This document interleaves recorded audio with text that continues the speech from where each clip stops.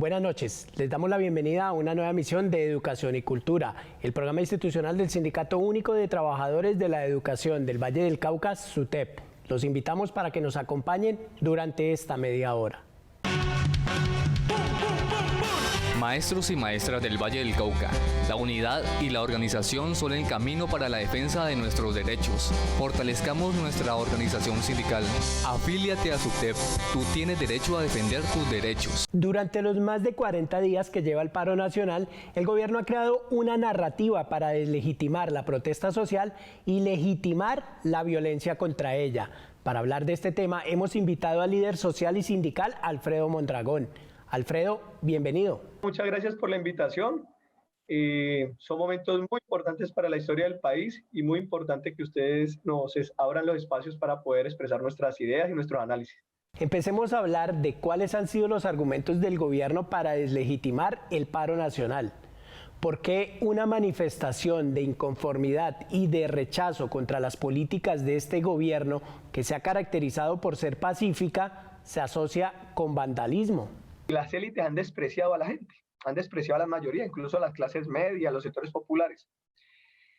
Y en esa lógica, ¿cómo lo desprecian? Tienen toda una especie de aparato ideológico y publicitario en donde quieren convencer que quienes salen a manifestarse pretenden dañar como el buen ritmo que estaban teniendo en la economía y dañar el ejercicio de recuperación económica que estaban adelantando. Empezaron a vender de que las protestas era una especie de caldo de cultivo para que actuaran los vándalos que quieren afectar el país y que quieren afectar la población. Y cuando se da esa situación, aparece entonces Álvaro Uribe Vélez diciendo que invita a las Fuerzas Armadas de Policía y Ejército a utilizar precisamente sus armas para protegerse del vandalismo terrorista. Y de inmediato empiezan a ver toda una campaña sistemática, y eso me doy cuenta que está sucediendo en casi todas las ciudades del país, donde sistemáticamente la policía señala en medios de comunicación a personas de ser promotores de vandalismo, no le imputan cargos porque finalmente no tienen cómo comprobarlo, pero tiran a la opinión pública de que esas personas son vándalas. Tratan de estigmatizar, de poner en riesgo a los líderes sociales, a las personas que participan en ese escenario para que se genere una especie de repudio. Pero como este paro tiene tanto apoyo popular y era tan justa las razones por las cuales había que salir, eso también se les va desmoronando. Hablemos precisamente de este tema. Como este paro ha tenido tanto apoyo popular, ¿cuáles han sido las estrategias del gobierno para deslegitimarlo y generar rechazo entre la comunidad que lo ha respaldado? Empiezan a haber sistemáticamente muchas denuncias de personas diciendo, venga, es que 2 o 3 personas impusieron aquí un bloqueo y están cobrándole peajes a la gente. Venga, es que le están cobrando a la gente por pasar. Vea, es que le roban la bicicleta a la gente. Vea, es que le roban hasta la comidita que lleva para el trabajo y la roban en ese punto. Y después nos empezamos a dar cuenta que llegan personas armadas a desplazar a jóvenes de primera línea, a sacarlos de ciertos puntos e instalaban puntos de extorsión que a veces duraban cierto tiempo. Eso terminaba provocando un ambiente de rechazo de la población porque los controles y las extorsiones que hacían, pues obviamente irritaban a la población. Como nosotros no hemos orientado eso, como no somos responsables y no lo aceptamos, no nos podemos quedar callados, tenemos que denunciarlo y que la gente se organice y desactive esas formas. Se empieza a dar carestías de alimentos. Se lo atribuían a los bloqueos. Se lo atribuían a los bloqueos. Se empiezan a hacer los corredores humanitarios. Empiezan a entrar alimentos, pero seguían caros seguían caros los precios de los alimentos. ¿Quiénes eran los responsables de eso? Varias gente empezó a denunciar. Hay unos mayoristas que controlan el tema de los alimentos y que muchos de esos tienen tradición de estar con vínculos con el uribismo. Los principales bloqueos y la carestía no son solamente los que están dentro de la ciudad, son bloqueos en varias partes del país.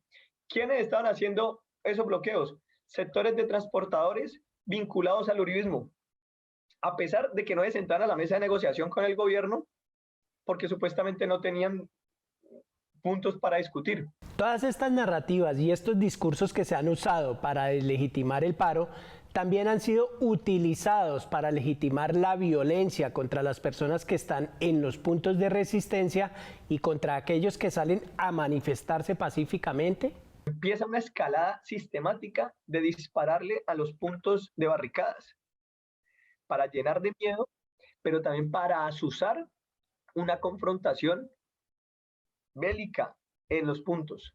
Empiezan a promover permanentemente que esto es un momento como para estado de conmoción interior. Se identifican permanentemente policías disparando a la gente, gente de civil protegidas por policías, dizque defendiendo a la gente de bien y defendiendo la propiedad privada. Que salgan esas personas sin taparse siquiera la cara a disparar contra los indígenas y contra los manifestantes que se quedaron allá en la zona de Ciudad Jardín, yo creo que es una demostración del desespero brutal de enloquecerse, de sentirse que estaban en su nicho, ¿cierto? En su escenario de protección y que podían hacer cualquier cosa, que simplemente iban a necesitar era el aplauso de el sector más recalcitrante uribista que iba en Ciudad Jardín. Son actos paramilitares. ¿Por qué? Porque terminan protegidos por el ejército y la policía. Entonces, pero ¿qué se está viendo ahí? Se sienten supuestamente protegidos esos paracos, ya haciendo semejantes actos de barbarie, y sale Duque a ir a visitarlos y a saludarlos como si ellos hubieran sido los que estuvieran heridos de bala, como si ellos fueran los que hubieran estado afectados, cuando fueron decenas de jóvenes asesinados, decenas de jóvenes heridos por todas las balas, y de las balas que decían ellos que eran de fogueo, ¿no? Pero terminaron partiéndole piernas a gente, terminaron cegándole la vida a mucha gente. Argumentos como que el paro está infiltrado por el ELN, las disidencias de las FARC o grupos criminales internacionales, sumado a la negación de la violencia, la brutalidad policial y la violación de los derechos humanos, también han hecho parte de esta narrativa. Muchos muertos no han sido como consecuencia del paro que ha habido. Son hechos aislados en el cual se presentan por riñas callejeras, por intento de hurto, de robo, etcétera. Decir que los muertos que han habido son exactamente como consecuencia del paro nacional, eso es totalmente falso. Aquí no se puede tildar al gobierno del presidente Duque de estigmatizar la protesta. Aquí tenemos un gobierno que la ha respetado, que la ha garantizado. Miles de colombianos desde el 28 de abril hasta hoy han salido a marchar en todo el país. Más de 8.000 actividades de manifestación pacífica se han dado, concentraciones, movilizaciones en más de 720 municipios de Colombia, y en todas ellas han sido acompañados por nuestra fuerza pública, porque son pacíficas. Y esa responsabilidad la asumimos y la asume la fuerza pública con toda garantía, porque se reconocemos ese derecho. En todos los rincones del país las manifestaciones se han garantizado. Tenemos la conciencia de que la fuerza pública es garante y pilar principal de una democracia, garante y pilar principal de la libertad, garante y pilar principal de los derechos de todos los colombianos. Alfredo, ¿qué opina de estas declaraciones?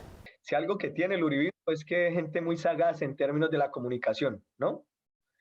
Y parte de la sagacidad les servía era que gozó Uribe durante muchas décadas, durante muchos años mejor, de una especie de aceptación popular que le permitía ser cínico, sin ruborizarse y sin ser cuestionado. Esto no es solamente de una habilidad para comunicar y de informar y de hacer publicidad. También correspondía a un momento del país que le creía al uribismo. Hoy es más fácil de reconocer de que hay un cinismo tremendo en lo que esta gente dice, porque creo que la gente ha despertado y está saliendo de ese letargo y de esa especie de embrujo que había metido el uribismo. Pese a la estigmatización y la violencia policial contra la protesta social, el paro ha logrado mantenerse. ¿Cuáles han sido las ganancias que hasta ahora ha dejado este paro? Logramos frenar esa despojo que querían hacer con reforma tributaria, reforma a la salud, que logramos tumbar ministros detestables, que dejan el debate muy fuerte, este debate de la reforma del decreto 1174, pero hay otros de términos políticos que a mí me parece que son muy potentes. Uno, que se le quita la máscara a este Estado y la gente reconoce que estamos en un Estado criminal, que no es ningún Estado democrático, como dicen que es la democracia más vieja de Latinoamérica, pura paja. Lo que aquí ha estado es una dictadura camuflada de constitucionalidad, y lo que hemos tenido es unas élites dominando la política de manera criminal solapada. Se le quita ese velo. Una ganancia que es irrefutable, y es el crecimiento exponencial del antiuribismo en Colombia. Creo que eso es un elemento fundamental, ¿ya? Y un elemento que podría ser, digamos, el más importante, es que creo que hay una especie de anhelo de cambio, de transformación en el país. Alfredo, gracias por habernos acompañado en este espacio. Al equipo de comunicaciones del SUTED, siempre reconozco que ustedes han estado al frente, digamos, de la batalla comunicacional alternativa, y yo les felicito por ese empeño de tantos años. Educación y cultura.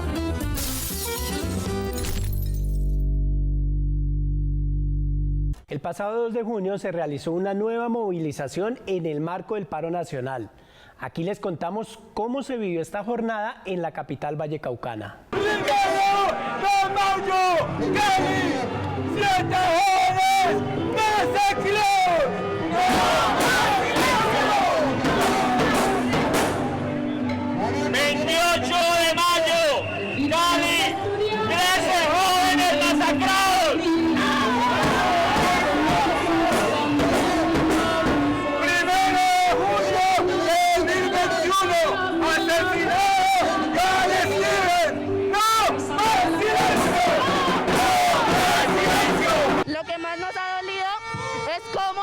Protesta que se manifiesta con cantos y marchas, no responden con balas.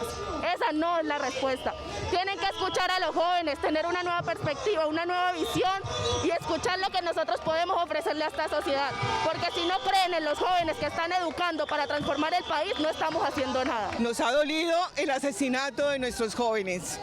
No se justifica un gobierno tan indolente como el que hoy rige a Colombia, que sabe que las reclamaciones son las más justas, de un pliego que se pidió desde tiempo atrás, de que la pandemia agudizó la crisis, y el gobierno, la respuesta que es la represión, las armas. Lo que más nos ha dolido en este paro nacional es que el gobierno sea indolente, que el gobierno no escuche a la sociedad, al pueblo, a los maestros.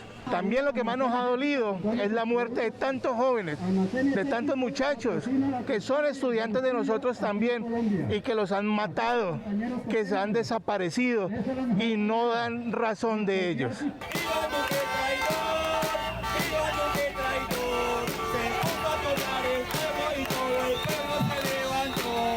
Hemos aprendido a valorar la vida, a luchar contra un gobierno que no nos representa, que no defiende a nuestros estudiantes, que no se preocupa por las verdaderas necesidades del pueblo, y por eso seguimos luchando en las calles por ellos, por nuestros niños. Hemos aprendido a ser solidarios, a pensar en los demás, no solamente en nosotros mismos y en nuestras comunidades, y a realmente a construir país. Hemos aprendido que a través de todos estos procesos de movilización social, la unión ha hecho la fuerza, la solidaridad del pueblo colombiano ha sido impresionante, nos ha tocado, y esta es una movilización que sentimos por nuestros muertos, por nuestros estudiantes, por nuestros ancianos, por los desempleados, por todas las personas que durante tantos años hemos callado la injusticia, y queremos que hoy seamos escuchados. Esta primera línea ecuménica surge como una necesidad a raíz de lo que está pasando en el país, como un mensaje de diálogo, a la concertación y a la reconciliación, pero también para hacer un llamado a las autoridades para que no abusen del poder y no maltraten a la gente en las marchas, especialmente los jóvenes. Los colombianos, a pesar de todo, seguimos aquí en pie de lucha, fuertes, resistiendo, y esto no se acaba hasta que esto cambie.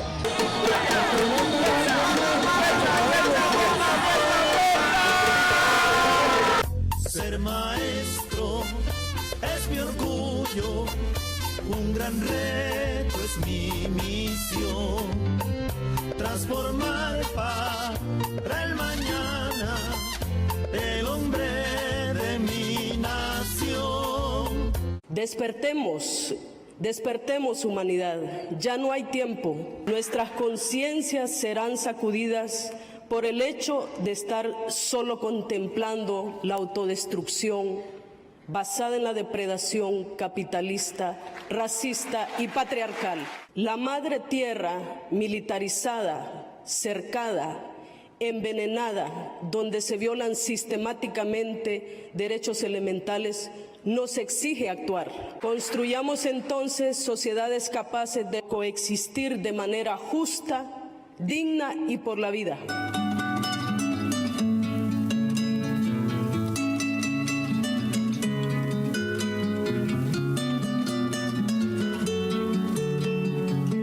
La violencia y la brutalidad policial en el marco del paro nacional también se ha ejercido de manera específica contra la comunidad LGBTI. En la ciudad de Barranquilla son varias las denuncias documentadas contra personas con orientaciones sexuales e identidad de género diversas. Precisamente para hablar de este tema hemos invitado a Wilson Castañeda, director de la Corporación Caribe Afirmativo. Wilson, bienvenido. Agradezco mucho la invitación para nosotros que estamos conectados desde el Caribe colombiano. Es muy importante sintonizarnos con ustedes allá en Cali. Wilson, ¿qué denuncias han recibido de la violencia por parte de la policía contra las personas de la comunidad LGBTI?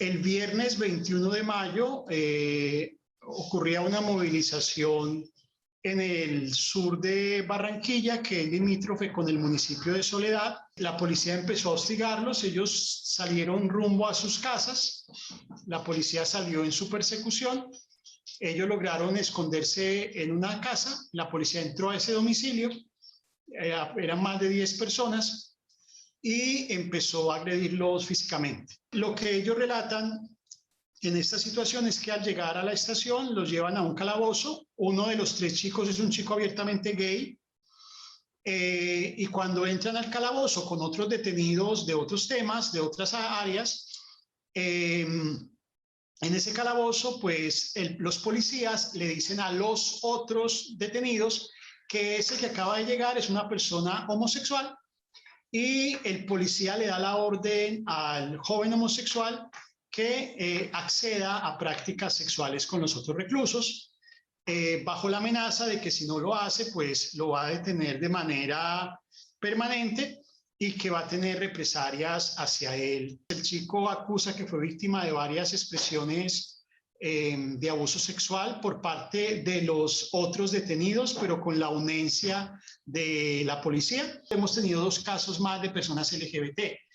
El 1 de mayo, en una manifestación cerca a la Plaza de la Paz de Barranquilla, el SMAT detonó una manguera de agua contra un ciudadano abiertamente gay, lo dejó muy mal herido, pasó varios días en la clínica, pero mientras detonaba el chorro de agua, habían expresiones homofóbicas dirigidas hacia el joven porque tenía una expresión de género ampliamente marcada. Y el día siguiente, el 2 de mayo, en la misma Plaza de la Paz, donde hay un CAI, un hombre trans fue retenido y la policía también tuvo expresiones desobligantes en razón de su expresión de género. Tenemos entendido que ustedes ya interpusieron denuncias ante la Fiscalía y la Procuraduría General de la Nación, pero cuéntenos cuáles han sido las respuestas que han recibido de estas entidades. Cuando hicimos la denuncia, la policía decidió aperturar una investigación interna.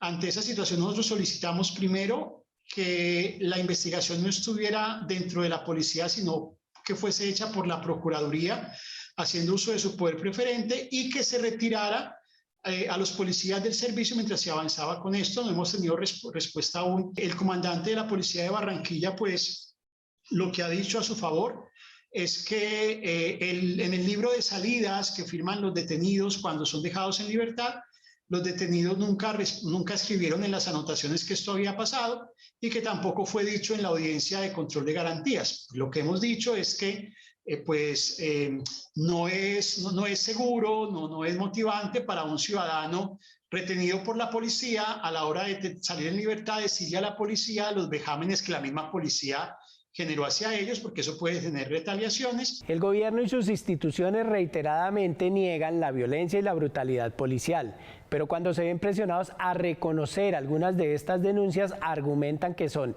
casos aislados o manzanas podridas. ¿Usted qué piensa de esto?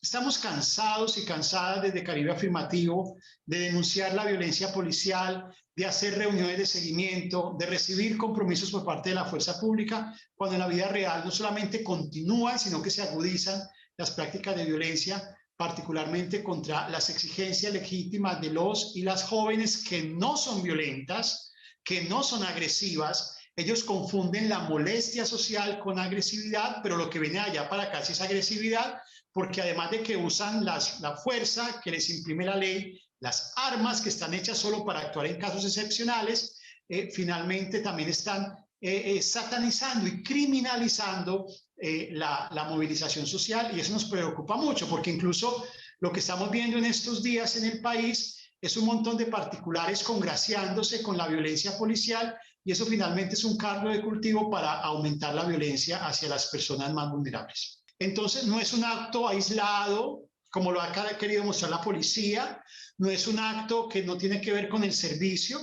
Para nosotros es claro que eso es una práctica sistemática y prejuiciosa de la policía hacia los jóvenes, y en nuestro caso particular hacia las y los jóvenes LGBT, y por eso advertimos de que no hay confianza en la institución, de que no es un asunto de ahora, es un asunto permanente, y que lo que tenemos es un montón de conductas de omisión, y nos parece que en este actual proceso de movilización social, desde el año 2019, para ser más exacto, la policía ha respondido a la movilización social con una política de agresión, punto, una política de agresión, llevándose a los y las jóvenes por delante, y por eso sentimos de que esto no es un asunto aislado y que eso solamente se soluciona con una reforma estructural de la policía, y que no es la policía la que va a entrar a hacer las correcciones porque no confiamos en ella. Este tipo de violencia contra las personas de la comunidad LGBTI refleja la discriminación, los estereotipos y los prejuicios, no solo de la Policía Nacional, sino también de la población colombiana. Hay una complicidad social por un lado, y de otro lado también hay un asunto de estigmatización de algunos sectores sociales frente a formas de movilización, frente a requerimientos sociales. Este país está altamente polarizado. Este país tiene un alto nivel de odio y de desprecio hacia la diversidad, y necesitamos reducir esos niveles de odio y de desprecio, porque son lo que permiten tanto envalentonamiento de personas como algunos miembros de la policía que usan su poder social para hacerle daño a grupos poblacionales, como el caso de los jóvenes y las personas LGBT. Wilson, gracias por habernos acompañado en el espacio del Magisterio Vallecaucano. Me ha agradado mucho conversar con ustedes. Por supuesto, seguimos aunando esfuerzos desde el movimiento LGBT, desde Caribe Afirmativo, para que la diversidad no le cueste la vida a nadie, y para que este país entienda que la diversidad es su mayor riqueza y no su problema. El patriarcado es un juez que nos juzga por nacer, y nuestro castigo es la violencia que no ves, y la culpa no era mía, ni dónde estaba, ni cómo decía, y la culpa no era mía, ni dónde estaba, ni cómo decía. Vamos llegando al final de esta emisión de Educación y Cultura, y como ya es habitual, la licenciada Eufemia Mosquera Rivas rinde el informe semanal.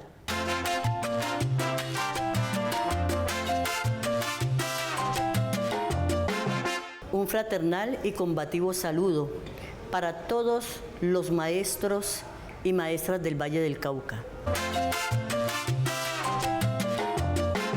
El Gobierno Nacional no ha llegado a ningún acuerdo con el Comando de Paro, que por el contrario ha estado dilatando la negociación. Es así como los avances que se tenían en dicha negociación, uno a uno, fueron desmontados por el Gobierno Nacional, que no tiene la voluntad de escuchar el clamor de un pueblo que hoy está exigiendo una sociedad más equitativa. Decirles también que la negociación de nuestro pliego nacional de FECODE está circunscrito a que el gobierno desmilitarice la protesta social y que también se siente a negociar el pliego de emergencia, un pliego de emergencia que fue concebido pensando en las necesidades que tiene nuestro pueblo en un salario mínimo. También decirles, compañeros, que por directriz de nuestra organización, de nuestra federación, nos encontramos movilizados dentro del gran paro nacional, que fue voluntad de los dirigentes que se reunieron en la última Junta Ejecutiva direccionar cese total de actividades académicas para los docentes y administrativos que hacen parte de nuestra organización sindical. El plan de vacunación en el Valle del Cauca se ha agilizado en todo el departamento del Valle del Cauca, que ya se están vacunando personal de los 50 a los 60 años y de los 40 a los 50. También decirles que si bien cada quien es libre de vacunarse o no, esa es una decisión que debe tomarla cada persona de acuerdo a sus investigaciones, de acuerdo a su sentir, que no hay nada que lo obligue a vacunarse, no hay ninguna ley.